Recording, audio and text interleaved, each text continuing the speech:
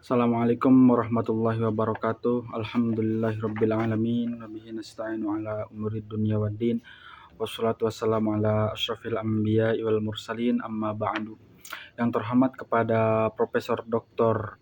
Pak Haris Supratno selaku Rektor Universitas Hasyim Asy'ari, dan tak lupa kepada Dr. Haji Hanifuddin MAG selaku dosen dari matkul Filsafat Pendidikan Islam.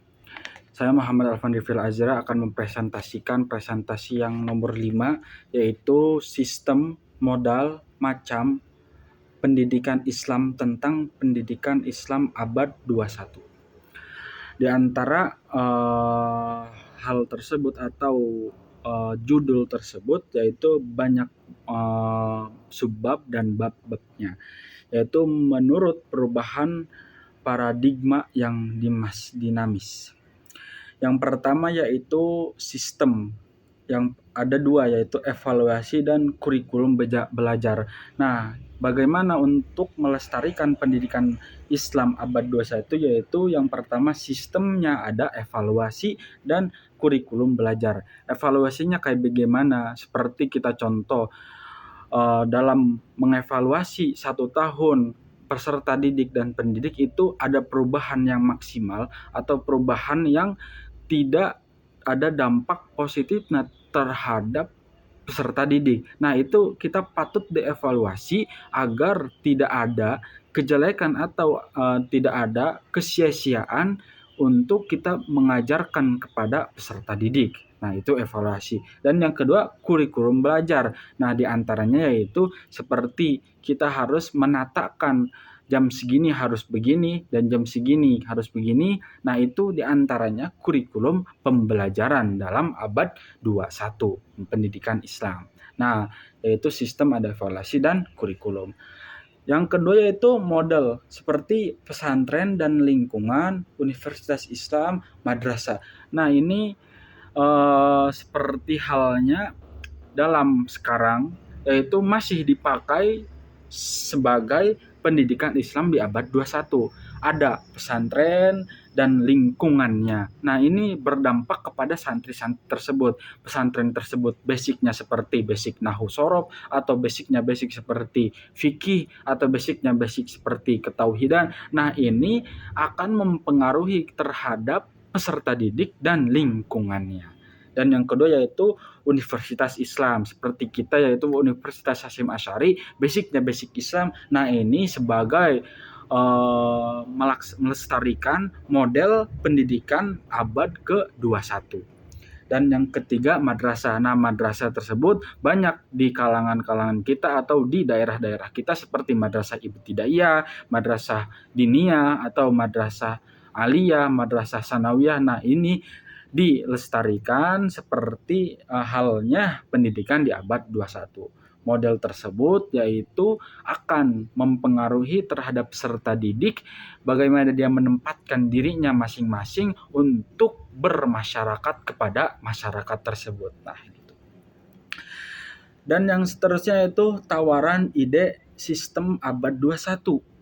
Maksudnya yaitu yang pertama inklusif dan multikulturalis, dan seterusnya membentuk karakter, dan yang terakhir kemitraan dengan dunia usaha. Nah, ini tawaran ide sistem abad 21 itu akan mempengaruhi terhadap kita agar bisa memanage waktu untuk mengusahakan seperti ingin melaksanakan bisnis atau melaksanakan pembelajaran yang lainnya.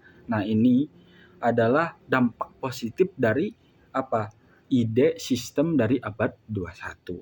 Nah, terus tantangannya yaitu ada radikalisme, kualitas pengajaran, teknologi. Nah, tantangan-tantangan di abad 20 itu seperti ada yang tidak setuju dengan pelaksanaan atau melestarikan pendidikan abad 21, ya wajar sebagai manusia, yaitu dari manusia modern sampai manusia yang klasik atau tradisional, itu beda pemahaman, ya pasti ada yang dampak radikalisme. atau kualitas pengajarannya mungkin ada yang kurang atau mungkin pas di kita gitu. Nah, itu dampak atau tantangan dalam pembelajaran atau melestarikan pembelajaran abad 21. Dan teknologi juga. Teknologi itu hal yang terpenting seperti handphone bisa jadi manusia atau peserta didik terkurung dengan adanya smartphone atau dengan adanya teknologi-teknologi lain, dan itu juga bisa menjadikan kita dampak positif dan juga bisa menjadikan kita dampak negatif. Dan ada generasi yang unggul seperti pendidikan adaptif dan gagasan inovatif.